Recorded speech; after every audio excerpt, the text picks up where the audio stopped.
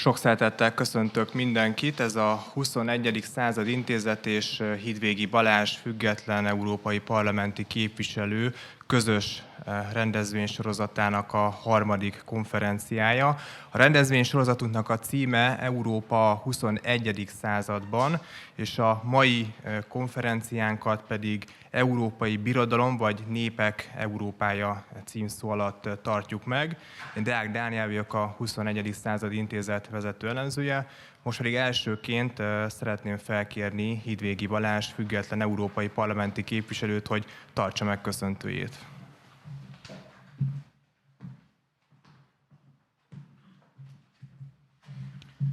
Köszönöm szépen, jó napot kívánok, tisztelettel köszöntök mindenkit itt a teremben, illetve az interneten keresztül, akik követik ezt a konferenciát. Egy konferencia sorozatról van szó, ahogy ez elhangzott az imént.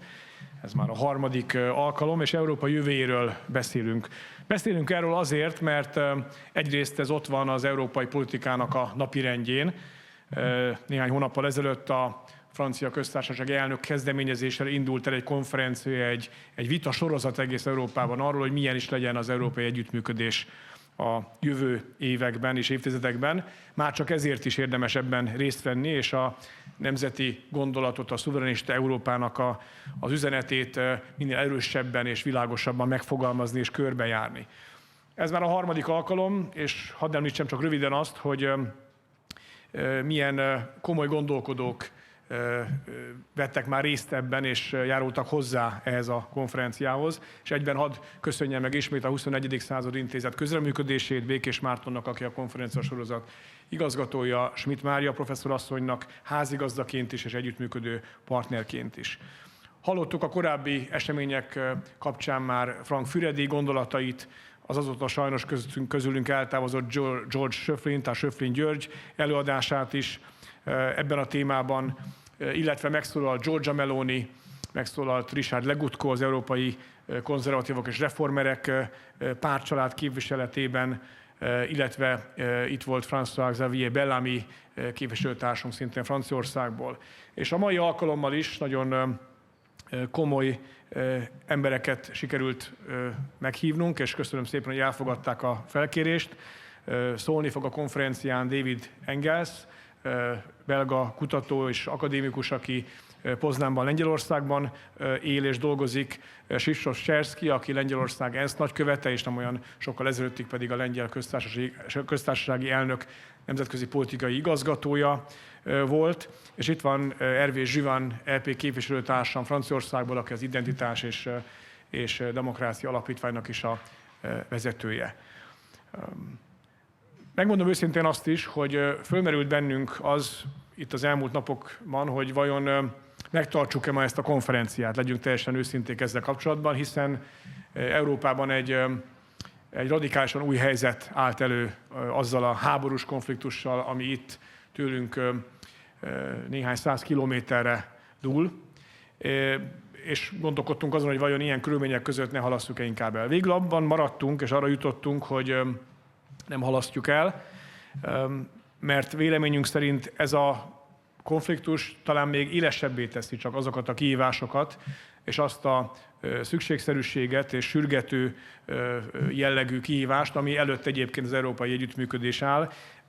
Nem titok, hogy mi nagyon sok mindenben kritikusan szemléljük azt a tendenciát, amerre az Európai Unió vezetése, a brüsszeli központ az elmúlt években, talán már évtizedekben is haladt. Annál fontosabb tehát egy ilyen helyzetben, hogy hallassuk a hangunkat, és mondjuk el azt, hogy miben látjuk az európai együttműködésnek a legfontosabb elemeit és a sikerének a kulcsát. Úgyhogy ezért vagyunk itt, és én köszönöm szépen tehát, hogy itt lehetünk, köszönöm, hogy önök követik ezt az eszmecserét, és hát következzenek akkor most a hozzászólások.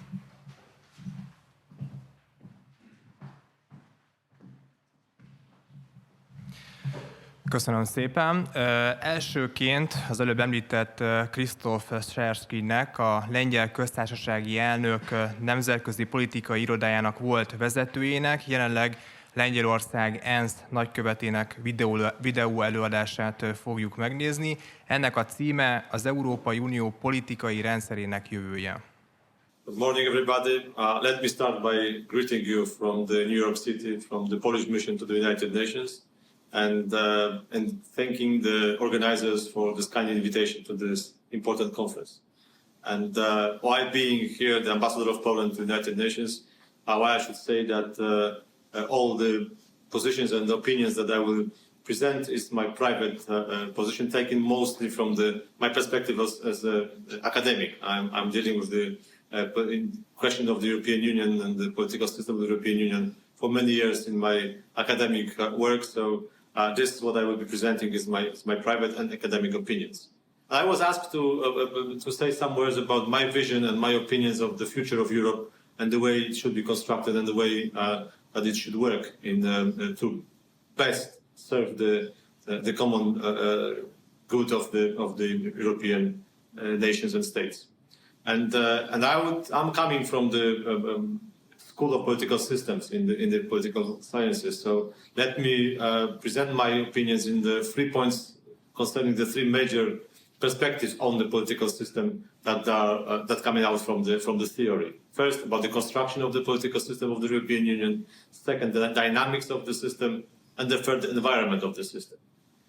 So coming to the point number 1, the construction of the political system of the European Union. What is important is that from the very beginning, the political system of the European Union has been described as the sui generis system, or saying in the Italian Latin sui generis system, which means self-defining system, the unique one, the one that has got no simple comparison to any existing state system or any existing political system that are in the world. So that means we have to preserve this uniqueness of the whole construction of the political system of the European Union, and what this uniqueness is based on.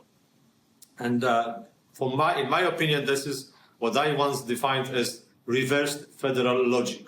The political system of the European Union is constructed on the reversed federal logic. What does it mean? In the classical federal systems, the division of the competences between the center and the units are so that the units are dealing with the policies, which is economic, social, education. All these different policies are dealt by the units of the federal state, and the center is dealing with this sovereignty politics of the sovereignty, which means the currency, the taxation, of course the foreign policy and the defense. So this is how the classical federal system is built on. The European Union is just built on the reversed logic of the federal system. That means what is unified, what is centralized in the European Union are those policies, those economic policies, and different aspects of the everyday this kind of dealing with the everyday life. What is still concerned and what is still attributed to the units, which means the national states of the European Union, are those sovereignty politics, which is the defense, the foreign policy, taxation, and in some of the states still also the currency issues. So this is how it was built, and this is why the European Union works so well for all these decades. That because we didn't have the transfer of sovereignty to the central level of the system, we can still enjoy the sovereignty of the nation states while transferring this everyday policies to the centralized level or unified level, and this should be preserved. When we will turn it upside down, we will lose the legitimacy. We will lose the whole logic of the political system. Point number 2, the question of the dynamics of the political system of the European Union. You know, this can be described as the very famous what was once called the bicycle dilemma of the European integration. You know that sometimes the European integration is compared to the riding of the bicycle ride. What does it mean? It means that you can only go further. There's no you cannot go back in the bicycle. There is there's no back gear in the bicycle, so it can only advance. You can only go further, and then you have to keep pedaling. So you have to keep on moving to be stable, to be not to fall out. So this is the bicycle phenomenon, the bicycle dilemma of the political system of the European Union. So it has to be always on the move, and it only can get further, can get more advancing, because there is no way that it can actually backdrop.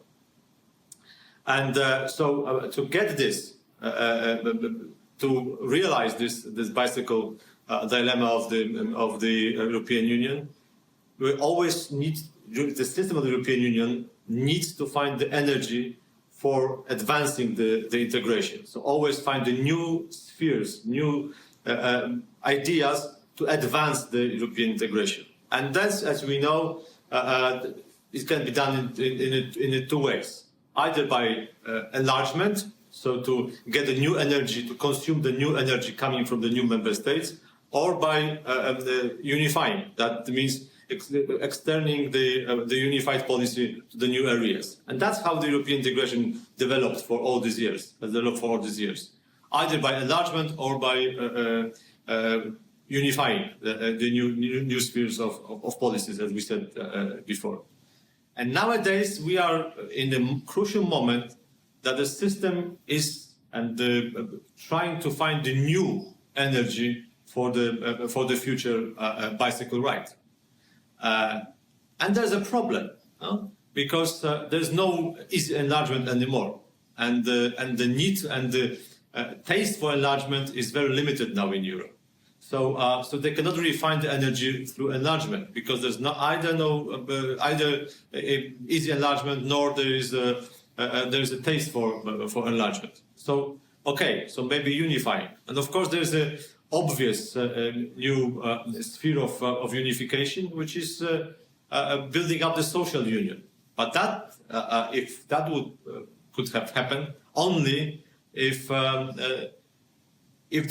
this wealthy part of the European Union would like to share the wealth with the poorer part of the Union, because of course the standard of the social system, the standard of the healthcare system, the standard of social protection are very different in the current European Union. So unless the richest part of the European Union would like to share their wealth with the poorer part of the European Union, so to have the common social standard, this is this obvious and easiest the new sphere of unification could not really happen. So what is this the current way to come out of this dilemma, where to find the new energy for the European system to keep on riding this bicycle? Unfortunately, and this is my biggest I would say regret of the current state of the European Union, is that the system has found this energy from consuming itself, consuming the member states. So it's inward-looking way of finding energy for the system. That means all this questioning of the rule of law, all this questioning of the independence of the member states, all this interference in the domestic policies. This is the way the system finds energy, but the system finds this energy in consuming itself. And this is why it is so important for today to find a new way of bringing the energy to the system, rather than let it keep on consuming itself and finding energy in consuming itself. And just to show the third point, and system environment. The system only works when there is a stable environment around it. And you know that the biggest dilemma of the environment for the European Union of today is, of course, its role in the global politics, the global international relations. And this is the problem, that the role of the European Union is diminishing from seeing from the global perspectives. And the exact and the closest neighborhood of the European Union is unstable, both from the south and from the east.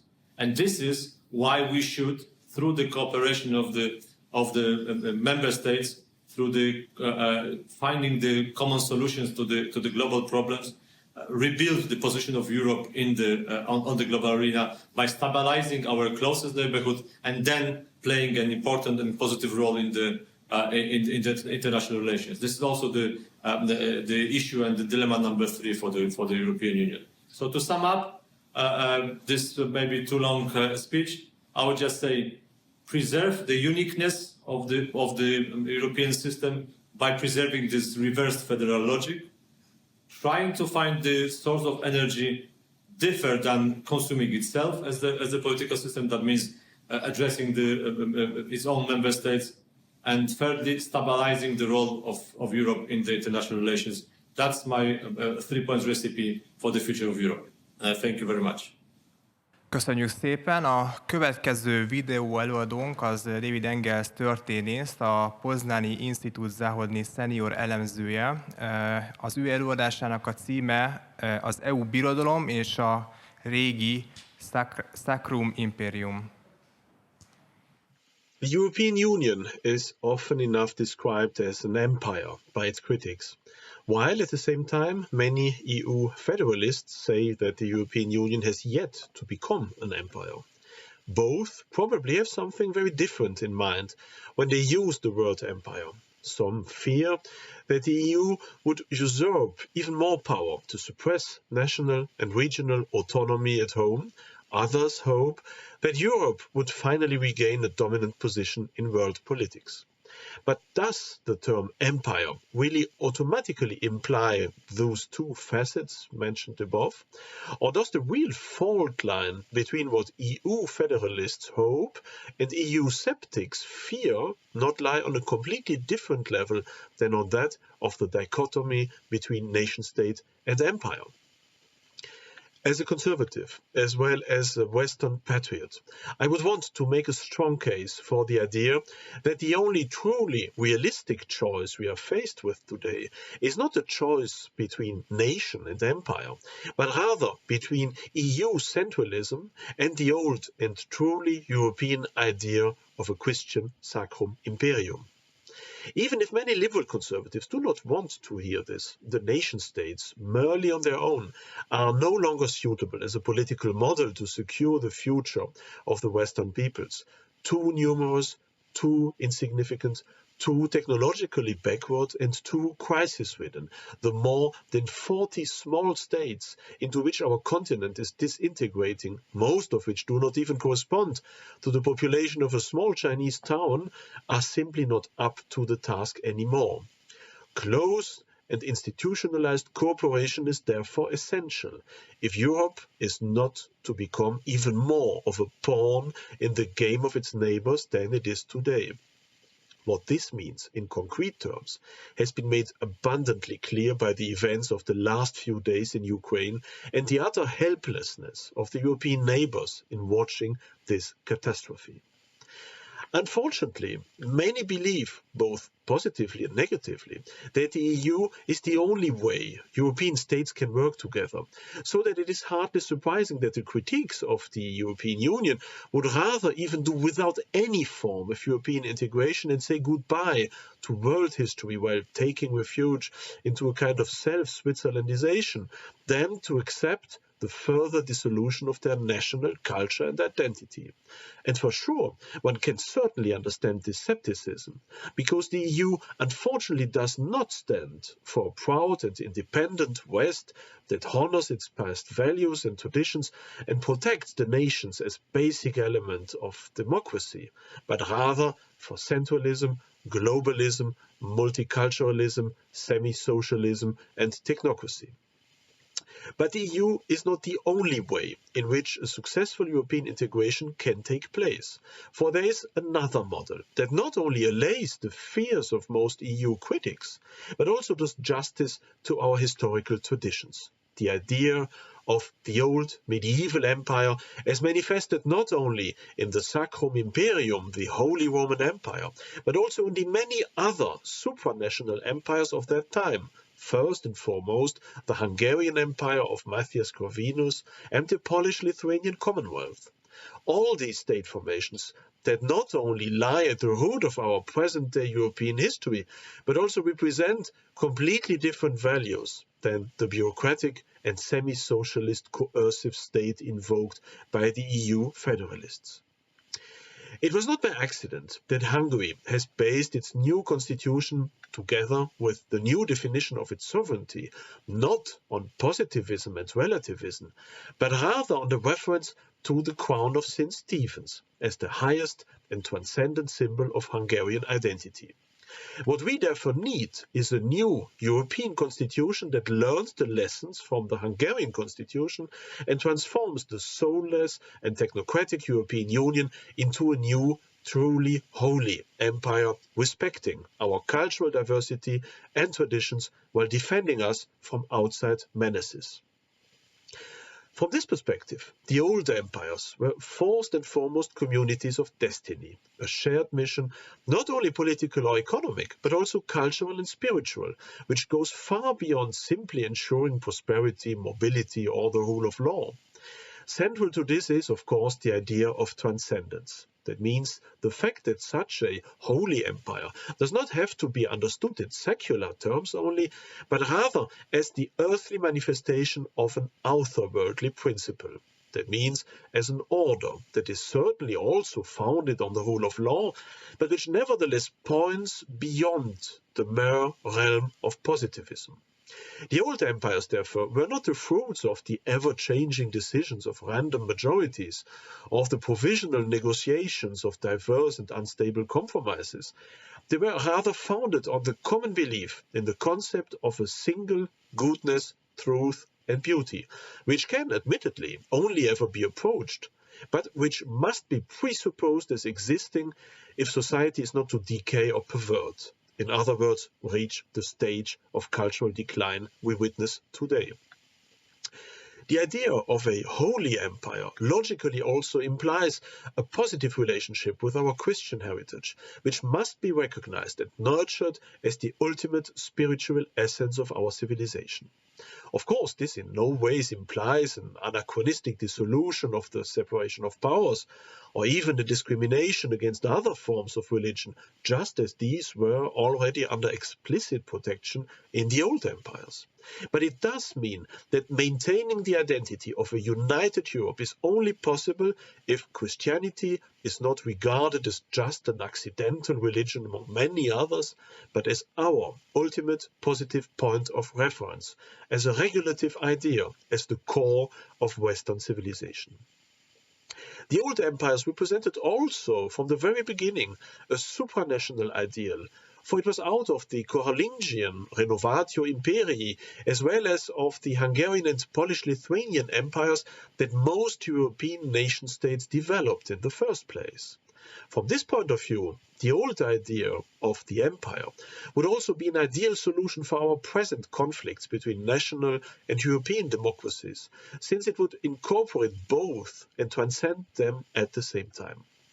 Indeed, for centuries, the notion of empire has been synonymous with a very specific form of subsidiarity, which, especially in the present times, could provide an answer to the numerous challenges facing the European peoples, from the within as well as from the without. On the one hand, the great decentralization, even federalism, of a European structure based on the old imperial idea would not only help the nation-states once again to achieve greater autonomy in comparison with the center, but it would also diffuse the numerous new regional separatisms and the problematic institutional position of the large metropolitan areas, without nevertheless calling into question either European solidarity or nation-state integrity and identity. Thus, the old empires were the guarantors of an ideal combination between diversity and autonomy within, and strong cooperation in vital areas without, such as the maintenance of legal norms, as well as cooperation in areas like research, infrastructure, conflict resolution, or crime fighting. But it was above all, when it came to protect their borders, that the old empires must be considered as real success stories, as they managed to secure their protection as well as pursuing a common foreign policy for many centuries in an efficient, though all but imperialist way. This combination between inner subsidiarity and outer cohesion and strength was strongly linked to the regular election of an imperial head of state, legitimized not dynastically, but through a complex proto-democratic consensus established by the various constituent states and orders. This, too, is certainly a model for the future organization of European cooperation, which to this day lacks any convincing common representative whose competences must at the same time be shaped in such a way that the federal character of the whole and the autonomy of the constituent states are not threatened. The old empires are, finally, historical ideas which, due to their centuries-old tradition, are emotionally and historically connectable to the conscious and unconscious historical identity of Western civilization in a completely different way than a confusing and undemocratic European Union designed on the drawing board, which regards the states and cultures of the continent only as a kind of tabula rasa, as arbitrary human constructions which, despite centuries of existence, can be abolished or discredited with the stroke of a pen. Now, I do not want to speak of an unworldly utopia and ignore the obvious problems and opportunities of the present with regards to a purely theoretical draft. But I'm also deeply convinced that exactly as Hungary was able to set its constitution on a new and firmer basis through the reference to its century-old traditions and the crown of St. Stephen, a reform of the European Union based on a renewal and reactualization of the principles of the old European empires, such as Christian tradition, subsidiarity, and external defense, has a greater and more realistic future in practical and pragmatic terms than, for example, a dissolution and subsequent reconstruction of the entire European Union, as a complete abolition of the European institutions would probably be the death blow for the cooperation of the Western nations for generations to come, since only few of them would be prepared to enthusiastically participate in a new European experiment after such a catastrophe. Admittedly, the transition from the present centralist, globalist, multiculturalist, semi-socialist, and technocratic European Union to the above-described culturally patriotic, federal and subsidiary pattern will be anything but easy. Nevertheless, due to the foreseeable economic, political and cultural crisis of the next 20 years, the future should provide sufficient opportunities to use the increasing criticism of the current European institutions as a positive occasion for joint reflection on their future structures. Hence, it is precisely the numerous, increasingly absurd and authoritarian measures of the European Union itself that could provide the best advertisement for the ideas sketched above. Because the more the European institutions discredit themselves, the greater the political willingness of increasing parts of the population to fundamentally rethink these structures without completely negating the undeniably positive achievements of the Union. This is why conservatives, too, must come to stop seeing the European institutions as an enemy as such, but rather as an instrument that is currently, unfortunately, in the hands of our political antagonists and can therefore cause a great deal of damage, but which, in the right hands, could become a significant vehicle for conservative renovatio of our civilization. It is therefore more urgent than ever that European conservatives abandon their fundamental opposition to the European Union as such and their anachronistic dream of a return to exclusive nation-statehood and instead present a convincing European counter-proposal to the imperial dreams of the Commission. The old empires offer the optimal blueprint as they allow conservatives to reconcile their innermost ethic and historical convictions with a state model that is as well deeply rooted in our past as it is highly promising for our future. Thank you very much for your attention. Köszönjük szépen, a következő előadónk pedig személyesen is el tudott jönni, Hervé Juvin, az Európai Parlament Identitás és Demokrácia frakciójának, pártalapítványának elnöke, akit szeretnék felkérni, hogy tartsa meg előadását, amelynek címe amikor az Európai Unió veszélyezteti Európát.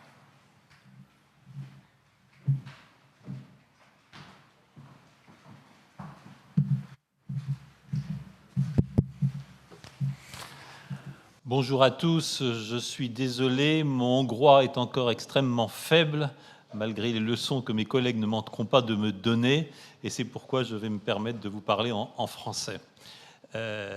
Notre sujet aujourd'hui, autour de l'Europe, de l'Union européenne, de la civilisation européenne, ne peut pas être abordé sans penser à ce qui se passe à vos frontières. C'est pourquoi j'aimerais, si vous le voulez bien, j'aimerais vous dire que la question que nous posons aujourd'hui nous renvoie en effet à ce qu'est la civilisation européenne, à ce qui fait sa singularité et à ce qui peut la porter au cours de ce siècle et des siècles suivants. Nous sommes Européens, qu'est-ce qui fait de nous des Européens et qu'est-ce qui peut nous porter dans les temps à venir ?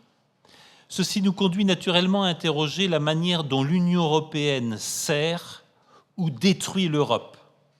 Nous le sentons bien, et les intervenants précédents viennent de nous le dire, le lien entre l'Union européenne et l'Europe ne va pas de soi.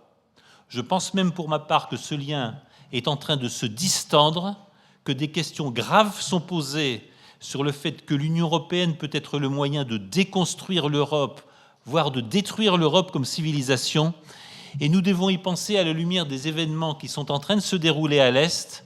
Je me permettrai de terminer par quelques réflexions qui interrogent, je crois, notre avenir en tant qu'Européens. Jean Monnet aurait dit « Si c'était à refaire, je commencerais par la culture ». Je crois pour ma part qu'on ne peut pas parler d'Europe et d'Union européenne, on ne peut pas parler de ce qui nous permet de nous projeter dans le siècle sans commencer en effet par la civilisation. Et je voudrais souligner simplement 3 points qui me paraissent essentiels parce qu'ils sont très profondément à l'œuvre dans ce que nous vivons. Vous le savez, un grand auteur français, Paul Valéry, l'a dit magnifiquement, l'Europe est la fille de la loi juive, de l'esprit grec et de l'ordre romain. Pour ma part, je voudrais introduire une 4e composante, c'est celle de l'attachement à la terre et au territoire. Il nous vient du panthéisme, il nous vient du panthéisme grec. Vous savez que dans le monde, les habitants de l'Europe, de la France, mais aussi d'autres pays, se distinguent par leur attachement à leur territoire. Vivre et travailler au pays, ou vivre et retrouver son pays quand on a dû l'abandonner, c'est quelque chose qui est cher au cœur de tous les Européens et c'est quelque chose qui distingue les Européens des habitants de beaucoup d'autres continents. Tout simplement, près d'un quart des citoyens des États-Unis changent de résidence en une année. Ce n'est que quelques pourcents des citoyens allemands ou français qui changent de résidence tous les ans. Nous sommes attachés à nos territoires. Et ça me paraît très important à un moment où la préoccupation écologique et environnementale monte. L'Europe, nos paysages européens, nos campagnes européennes sont en fait de la collaboration séculaire millénaire entre l'homme et la nature. Nous n'avons pas l'idée du wilderness comme nos amis américains. Le wilderness, la nature, c'est l'homme n'y a pas sa place. Nous vivons avec les sources et avec les étangs, nous vivons avec les fleuves et nous vivons avec les forêts et les bords de mer. Cette interpénétration de l'homme et de la nature est une des composantes très importantes de l'homme européen. On retrouve le panthéisme, on retrouve la tradition païenne dans l'emplacement des monastères, dans l'emplacement des églises orthodoxes. On retrouve ce lien avec la nature qui est une richesse spécifique de l'Europe et ça me paraît très important de la considérer comme un des constituants de notre Europe, puisque vous le savez, la majorité des pays européens sont parmi les plus décarbonés, sont parmi les plus environnementally friendly qui soient au monde. Il y a là quelque chose de très important qui est une singularité européenne dont on ne parle pas suffisamment. Il y a une seconde singularité européenne sur laquelle je crois qu'il faut s'arrêter. L'histoire de l'Europe est faite de la diversité de cultures locales, régionales, nationales, qui donne dans l'histoire la formidable dynamique européenne. Évidemment, ça donne de la violence. Évidemment, ça donne des confrontations. Mais ça donne aussi cette formidable dynamique qui va pousser l'Europe à conquérir le monde et qui va faire qu'il n'y a pas de terre, il n'y a pas de mer si éloignée sur cette planète où des Européens n'aient pas travaillé, où des Européens n'aient pas entrepris, que des Européens n'aient pas conquis. Cette dynamique, elle est liée à la diversité des peuples et des cultures européennes. Elle est liée à la diversité des langues. Et à chaque fois qu'on détruit cette diversité, j'ai peur qu'on ne détruise un peu plus la dynamique européenne. Et puis il y a un dernier point qui est tout à fait particulier à l'Europe, qu'on ne retrouve pas dans d'autres civilisations, dans d'autres cultures, et je pense par exemple à nos alliés américains. L'Europe est ce continent où le savoir a été une richesse reconnue en tant que telle. L'Europe a été ce continent où le pouvoir a été séparé de l'argent. On parle en ce moment beaucoup des apparatchiks. Mais enfin, ne nous y trompons pas, les apparatchiks, ce sont les gourous de Google, d'Amazon, de Microsoft, etc., dont on sait qu'ils ont une influence politique totalement démesurée par rapport à ce que toute démocratie peut autoriser. Et j'ai récemment, dans le cadre de la fondation que je préside, j'ai récemment fait consacrer un long rapport à la manière dont des ONG et des fondations, dont certaines manipulent des centaines de millions de dollars ou des milliards, sont en train de réaliser un hold-up sur nos démocraties. L'Europe est ce continent où le pouvoir s'est tenu à l'abri de l'argent, et l'Europe est son continent où le savoir a été une richesse en lui-même. Nos plus grands savants, nos plus grands chercheurs, nos plus grands universitaires n'ont jamais considéré que l'argent était la récompense de la qualité de leurs travaux. Ils ont trouvé la récompense de la qualité de leurs travaux dans la reconnaissance de leurs pairs, dans la reconnaissance de la société et quelque part dans ce qui s'appelle l'honneur.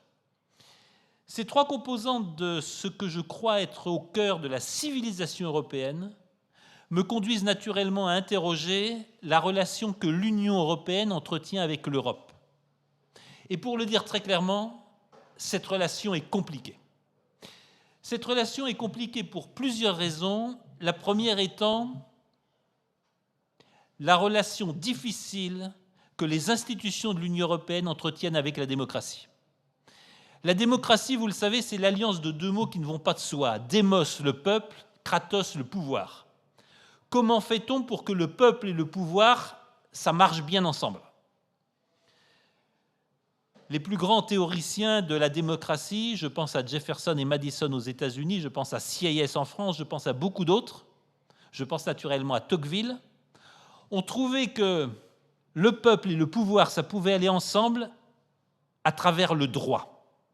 C'est le droit qui va faire qu'il n'y a jamais trop de peuple, parce qu'on est capable d'arrêter les folies populistes, et c'est le droit qui fait qu'il n'y aura jamais trop de pouvoir, parce qu'on va équilibrer les pouvoirs et on va limiter les pouvoirs. Je pense que cet équilibre extraordinairement fragile, mais fabuleux dans l'histoire de l'Europe, je pense que cet équilibre est en grand danger au sein de l'Union européenne. Parce que l'Union européenne ne veut entendre que le droit. L'Union européenne veut que partout ce soit la norme et la règle qui définissent les plus infimes détails de notre vie quotidienne, au mépris de la capacité des peuples de décider de leur destin, au mépris de la capacité des peuples de discuter eux-mêmes de leur avenir, au mépris de la capacité des peuples à faire leurs lois. Je pense que le danger politique est grand. L'Union européenne aujourd'hui se construit sur la négation du politique. Vous le voyez bien au Parlement européen, chers collègues, vous l'avez vu lors de ces jours derniers, où il ne peut pas y avoir de débat. L'Union européenne détient le bien, l'Union européenne nous dit ce qui est bon, et aucune voix contraire, aucune interrogation même ne peut se faire jour. L'Union européenne entend régler par la norme ce qui relève de l'histoire et de l'événement. C'est une négation du politique, c'est une négation du débat qui est à l'origine même de la légitimité du politique, et c'est aussi évidemment une négation de la diversité des peuples. Je le disais, ce qui a fait la dynamique historique de l'Europe, c'est la diversité de ces cultures, de ces peuples, et des choix que font les peuples de leur destin. L'Union européenne nie cette diversité. Vous le voyez bien en Hongrie comme en Pologne. Nous le voyons bien pour beaucoup d'autres raisons. Par exemple, nous en France, avec la pratique du référendum, qui nous est pratiquement interdite. L'Union européenne, en tant qu'une règle unique, une norme unique, définit jusqu'au plus petit détail la vie de la totalité des individus européens. Ce qui signifie qu'il n'y a plus de citoyens d'une nation. Nous ne serions, nous, Européens, que des individus de droit. Nous ne serions plus ni des femmes, ni des hommes, ni des jeunes, ni des plus âgés, ni des Français, ni des Hongrois. Nous ne serions que des individus de droit. Et d'ailleurs, au terme du pacte d'émigration qui sera adopté, je n'en doute pas, par le Parlement européen, tout homme, toute femme dans le monde a une capacité illimitée à devenir un Européen comme les autres. Ça s'appelle simplement la dissolution de l'Europe par l'Union européenne. Et je pense au grand philosophe de l'histoire français, Rémi Brague, qui, je crois, dit quelque chose d'essentiel. L'Europe se fera bien plus en se séparant de ce qui n'est pas elle qu'en uniformisant ceux qui la composent. Nous devrions garder ceci à l'esprit, en particulier en ce moment. L'Europe se fera bien plus en se séparant de ce qui n'est pas elle qu'en uniformisant ceux qui la composent et en écrasant leurs différences, qui sont pourtant sa richesse essentielle. Un second point me paraît absolument important dans la démarche de l'Union européenne. C'est la fuite en avant dans la technique, c'est l'espoir que la technique va résoudre tous les problèmes que la technique pose, et ça s'appelle le constructivisme. Le constructivisme, c'est un processus à l'œuvre en permanence au Parlement européen et dans les institutions européennes. Nous le voyons à l'œuvre dans le traitement que l'Union européenne accorde à la guerre qui aujourd'hui fait rage en Ukraine. Ce qui importe n'est pas la réalité. Ce qui importe n'est pas une réalité qui est toujours complexe, qui mérite toujours d'être éclairée, reprise et travaillée à nouveau. Ce qui importe, c'est ce qui doit être. Le constructivisme, c'est que ce qui existe n'a pas d'importance. La seule chose qui a de l'importance, c'est ce qui devrait être. Et le constructivisme européen nous fait courir un immense risque géopolitique, c'est qu'il nous fait perdre cette intelligence du monde qui a été dans l'histoire une des premières ressources de l'Europe. Oui, les Européens ont été celles et ceux qui ont essayé de comprendre avant de juger. Celles et ceux qui ont été capables partout dans le monde de s'intéresser à des cultures, à des traditions, à des religions, à des mœurs totalement différentes des leurs. Je pense à Montaigne, faisant la leçon aux Européens sur les crimes de la colonisation en Amérique latine. Je pense aux lettres persanes de Montesquieu. Les Européens sont ceux qui ont su se mettre à la place des autres pour explorer d'autres manières d'agir, d'autres manières de vivre, d'autres manières de comprendre. Nous sommes en train de perdre radicalement cette capacité de comprendre les autres, tout simplement parce que, comme le dit très bien René Girard, à force de célébrer toutes les différences, nous n'en acceptons plus réellement aucune. L'Union européenne, le rêve de l'Union européenne, c'est l'individu de droit identique partout dans le monde. Avec cela, nous écrasons toutes les cultures et toutes les civilisations. Avec cela, nous écrasons toute la diversité des sociétés humaines qui fait le vrai patrimoine de l'humanité. Et avec cela, nous manquons à la sentence de Machiavel. Machiavel a dit, et je crois que nous devrions méditer cela en particulier en ce moment, ceux qui regardent ce qui devrait être plutôt que ce qui est, cela travaille à se perdre plus qu'à se conserver. Je pense que c'est une phrase que nous devrions méditer en ces temps où la propagande de masse nous dit que ce qui compte, c'est ce qui devrait être et pas ce qui est. Dernier point sur l'Union européenne et son rapport compliqué avec l'Europe, c'est la bicyclette. L'Union européenne continue à fonctionner sur le mécanisme du toujours plus d'union, toujours plus de règles et de normes, toujours plus d'entrisme dans la vie des nations, et toujours moins de souveraineté, toujours moins de liberté de débattre, toujours moins de diversité dans les choix nationaux. Nous voyons bien que le toujours plus d'union est par essence totalitaire. Nous voyons bien que le toujours plus d'union conduit l'Union à se projeter dans une uniformisation qui est la négation même de l'Europe et qui est sans issue. Et probablement est-ce que l'Union européenne, dans le travail qu'elle doit de manière urgente faire sur elle-même, doit définir les secteurs où, en effet, il est possible d'avancer, où, en effet, il est possible de penser à des politiques communes qui aillent plus loin, et elle doit penser à la subsidiarité.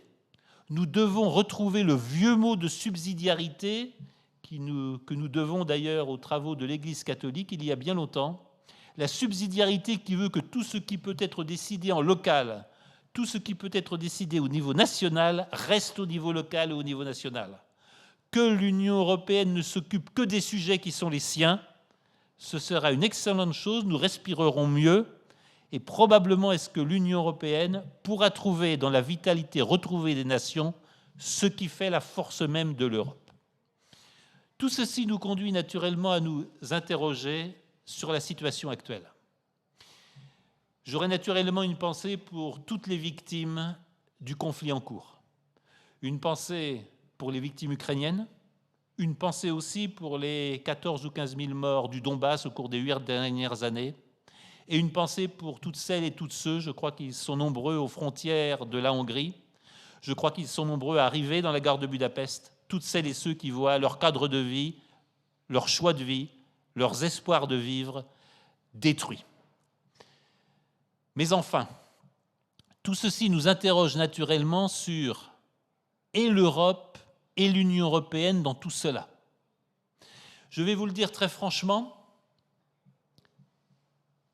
en dehors ou dans les conséquences les plus lourdes du conflit qui fait rage, j'ai très peur que l'Union européenne ne soit l'une des premières victimes géopolitiques de ce conflit. J'en ai peur tout simplement parce que la politique de la règle nous a donné l'illusion que le droit pouvait exister sans la force. La démonstration qui nous est faite à l'Est, c'est que le droit sans la force n'est rien. Et l'Union européenne qui a choisi de sacrifier ses moyens militaires avec la fausse assurance du parapluie militaire américain, l'Union européenne qui a choisi de tenter d'exercer un empire universel par l'extension de la norme et de la règle, est confrontée à son existence même. Une Union européenne qui n'a pas de force pour défendre sa loi et sa règle, pas de force pour défendre ses peuples, pas de force pour défendre l'indépendance de ses nations, est livrée à la dépendance, à la soumission, voire à l'occupation. Il est très clair que l'Union européenne peut être la première victime du conflit en cours, tout simplement parce que nous le savons très bien, nous ne vivons pas aujourd'hui dans le cadre de l'organisation du traité de l'Atlantique Nord. Nous ne vivons pas une alliance. Une alliance est une relation entre égaux. Une alliance est une relation entre des partenaires qui peuvent discuter, qui peuvent débattre et qui décident en commun. Nous savons très bien qu'aujourd'hui, nous ne parlons pas entre égaux avec nos alliés américains. Nous savons très bien qu'aujourd'hui, et pour d'évidentes raisons qui expliquent le confort social de l'Union européenne, qui expliquent l'incroyable confort social dans lequel nous avons vécu depuis 60 ans, et nous pouvons nous en réjouir, bien entendu, mais nous avons sacrifié notre défense à notre confort social. J'ai très peur qu'aujourd'hui nous en payions le prix. J'ai très peur qu'aujourd'hui l'Union européenne perde toute notion d'autonomie stratégique. Le président Emmanuel Macron a beaucoup parlé de souveraineté européenne. Je ne crois pas à la souveraineté européenne parce que la souveraineté est l'apanage des peuples et il n'y a pas de peuple européen. Et il n'y aura pas à génération en vue, il n'y aura pas de peuple européen parce qu'il y a des peuples. Les Hongrois forment un peuple, l'Allemagne forme un peuple, la France forme un peuple, l'Italie forme un peuple, etc. Et je ne pense pas qu'il y ait un peuple européen en voie d'uniformisation. Je pense au contraire que partout en Europe, nous assistons, particulièrement dans le groupe Identité et Démocratie, au grand retour des particularismes, de la demande d'identité et de cette demande de sécurité identitaire qui est peut-être encore plus grande que la demande de sécurité économique et de sécurité physique. Il n'y aura pas de souveraineté européenne. En revanche, l'autonomie stratégique européenne est une vraie idée. Soyons autonomes en énergie, soyons autonomes en production d'armement, soyons autonomes en production de microchips, de puces, soyons autonomes en alimentaire, soyons autonomes dans tous les grands secteurs qui conditionnent non seulement notre existence quotidienne, mais notre liberté de choix. Or, nous savons que nous ne le sommes pas. Eh bien, j'ai très peur que la victime collatérale du conflit en cours, ce soit cette autonomie stratégique européenne. Nous sommes sous la voie de nouvelles contraintes. Nous sommes en train de perdre notre place dans le monde multilatéral qui est en train de s'installer. Et plus encore, j'ai peur que nous soyons en train de perdre notre chance d'une existence indépendante et libre dans le monde qui vient. J'ai publié, voici 14 ans maintenant, un ouvrage aux éditions Gallimard qui s'appelait « Le renversement du monde ». Nous y sommes. Et je voudrais terminer sur ce point. Le journal Le Monde, le grand quotidien du soir français, s'est illustré par une une qui était probablement la une la plus comique de l'année. Voici quelques mois, à la faveur d'une décision de la Chine, le journal Le Monde a écrit « La Chine est en train de s'isoler ». La Chine en train de s'isoler. Alors que la Chine est à la tête de l'organisation de libre commerce la plus large du monde. Alors que la Chine a noué une alliance avec un bassin de population qui représente plus de 2,5 milliards d'habitants. Alors qu'à travers le projet One Belt, One Road, la Chine est présente, comment ne pas le dire ici, comme je le dirais demain en Serbie, comment ne pas voir que la Chine est un partenaire de plus essentiel en Eurasie, en Afrique, en Amérique latine, qui multiplie les implantations commerciales et qui multiplie les actions de développement non conditionnelles partout dans le monde. Et je vous le dis tout net, je le vois à travers les votes, ou plutôt les abstentions de vote à l'ONU. Oui, il y a bien un monde anglo-américain qui entend continuer, comme il le fait depuis 2 siècles, à faire la loi au reste du monde. Oui, il y a bien une Union européenne qui croit qu'à coup de déclarations moralisantes, à coup de leçons faites au reste du monde, elle va continuer à être le repère du monde et à écrire l'agenda des années à venir. Game over. Le monde ne supporte plus nos leçons de morale. Le monde ne supporte plus la conditionnalité qu'on veut leur imposer. Le monde ne supporte plus que nous prétendions écrire à leur place leur agenda, décider de leurs choix, décider de leurs mœurs, de leur mode de vie et décider de leur destin.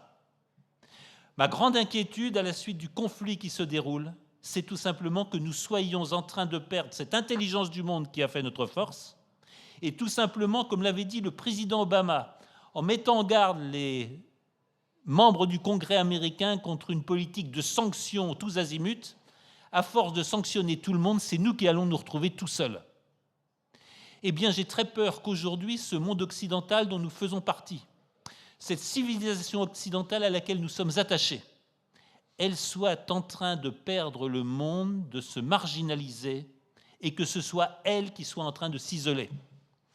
Celles et ceux qui douteraient de ce que je vais dire, regardez l'attitude du Mexique, regardez l'attitude du Brésil, regardez l'attitude de l'Argentine, regardez l'attitude du Pakistan, de la Malaisie, de l'Indonésie, regardez l'attitude de l'Afrique avec cette déclaration exceptionnelle du Mali qui a été le premier pays africain à reconnaître l'indépendance des républiques de Donetsk et de Lugansk. Le monde ne supporte plus l'arrogance occidentale. Le monde ne supporte plus les leçons qu'on lui donne. Le monde ne supporte plus que nous prétendions lui écrire le scénario pour les années à venir. Ma grande inquiétude est que nous soyons en train de nous isoler. Ma grande inquiétude est que notre Union européenne ne soit plus que la colonie de cette ancienne colonie qu'était l'Amérique du Nord. Mon inquiétude est que nous soyons en train de perdre la liberté de décider de notre destin. Si tel était le cas, l'Union européenne aurait non seulement perdu son sens et la boussole stratégique qu'elle entend se donner, mais l'Union européenne aurait signé la perte de l'Europe. Merci.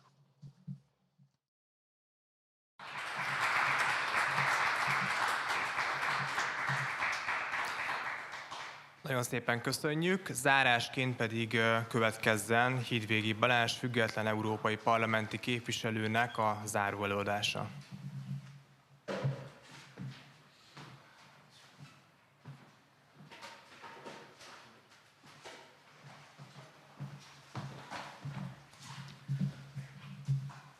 Köszönöm szépen, és hadd kezdjem azzal, hogy megköszönjem az előadóknak a hozzájárulását ehhez a mai közös gondolkodáshoz. Olyan gondolatgazdag és elgondolkodtató hozzászólásokat hallhattunk, hogy én valójában azt szeretném most megtenni, arra szeretnék kísérletet tenni, hogy néhány összefoglaló gondolatot mondjak, néhány dolgot kiemeljek egyfajta konklúzióként, legalábbis ami a közös gondolkodást és a továbbgondolásra érdemes javaslatokat illeti. Az egyik alaptétel természetesen az identitásról szól, és erről beszélt mindhárom előttem szóló. Nem lehet megkerülni azt a kérdést, hogy mi Európa, mi akar lenni, és mi nem az. Mi az, hogy európai, és mi az, ami nem európai. Nagyon sokszor érezzük ma úgy, hogy ezek a határvonalak szándékosan zárójelbe kerültek, sőt, sokszor nem is lehet valójában feltenni ezeket, és azt gondolom, hogy logikusan jutunk arra a konklúzióra, hogyha ezt nem lehet feltenni, hogyha nem világos az, hogy mi kik vagyunk, és mit akarunk, akkor nem is tudunk sikeresen együttműködni valójában, akkor ez egy feloldódása, megszűnése valójában az európaiságnak, és sokszor érezhetjük úgy, hogy a mai Európai Uniós intézmények, azoknak a működése az ezt segíti elő, pontosan emiatt a valós kérdéseket eltagadó hozzáállás miatt.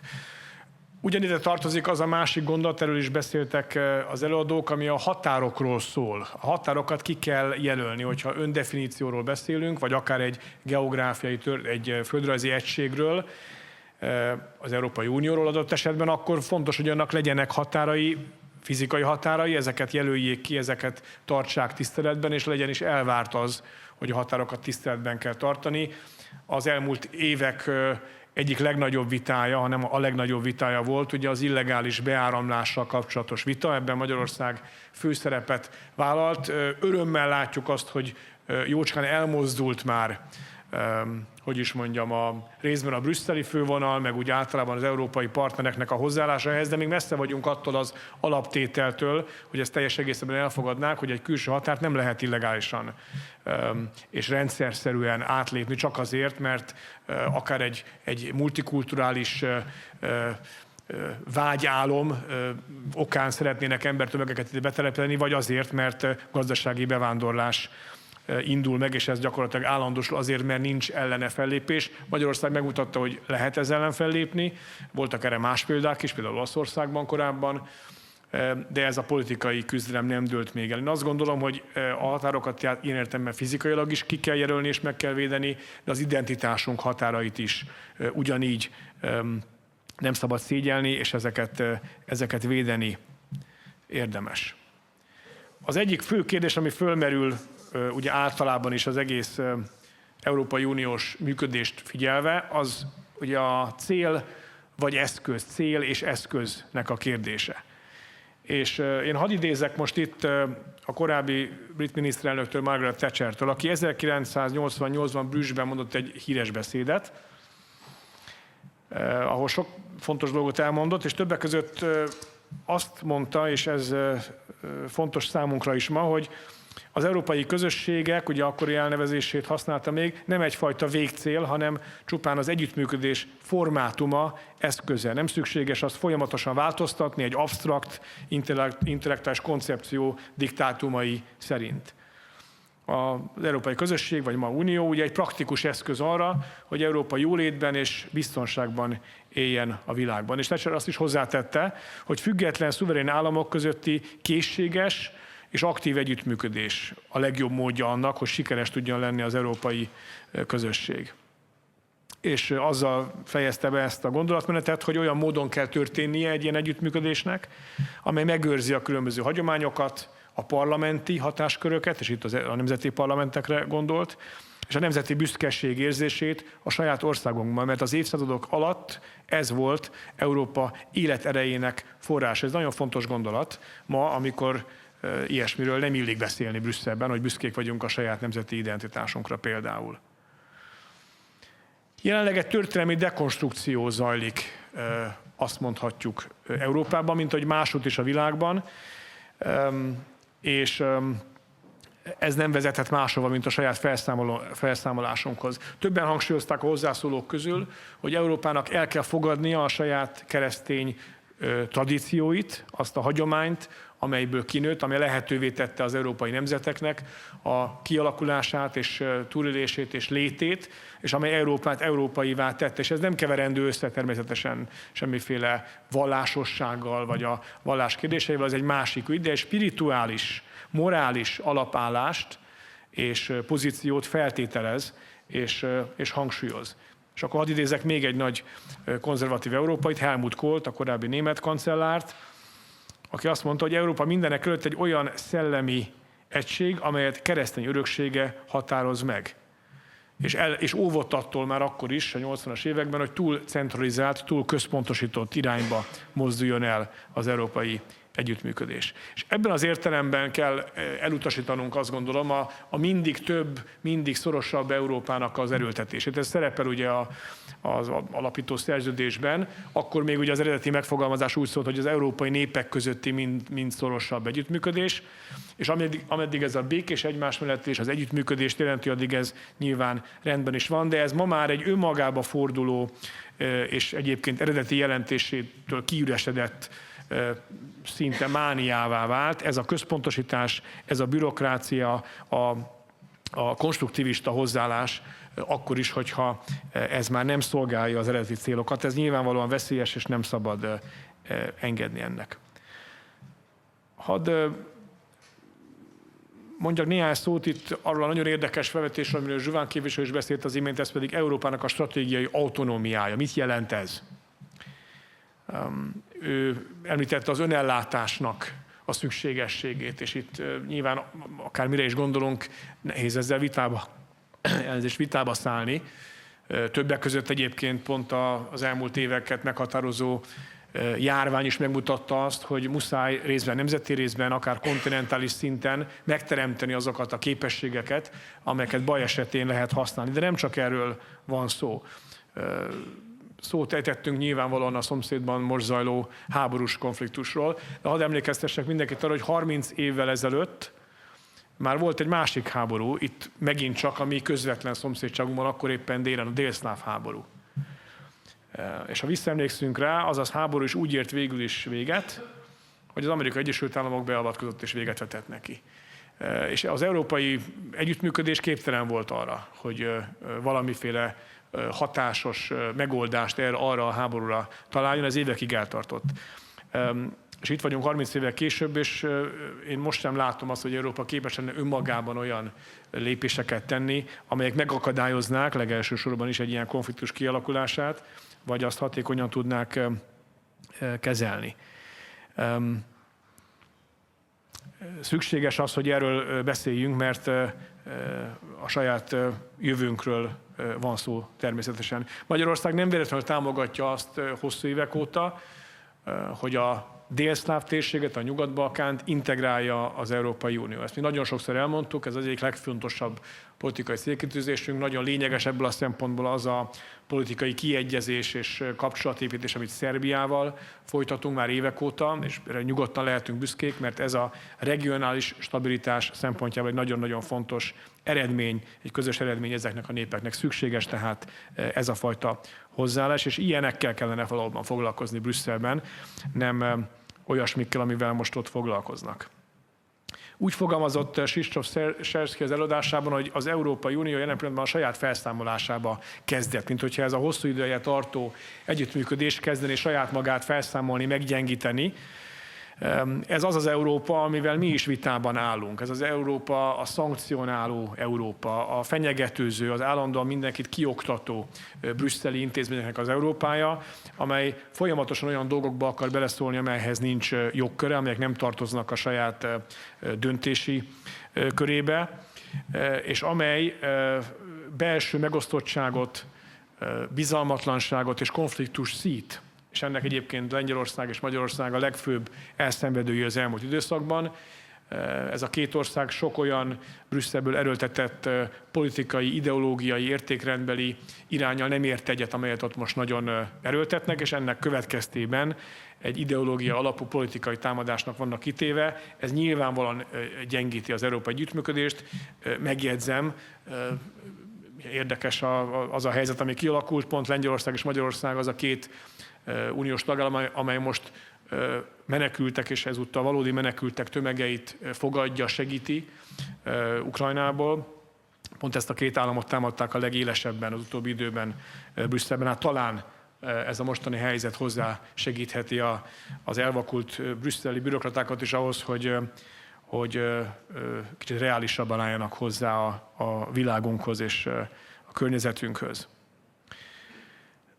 David Engels szerint ugye technokrácia helyett a spiritualitásban lehet megtalálni Európának az igazi jövőjét és a működésének, sikerének a kulcsát.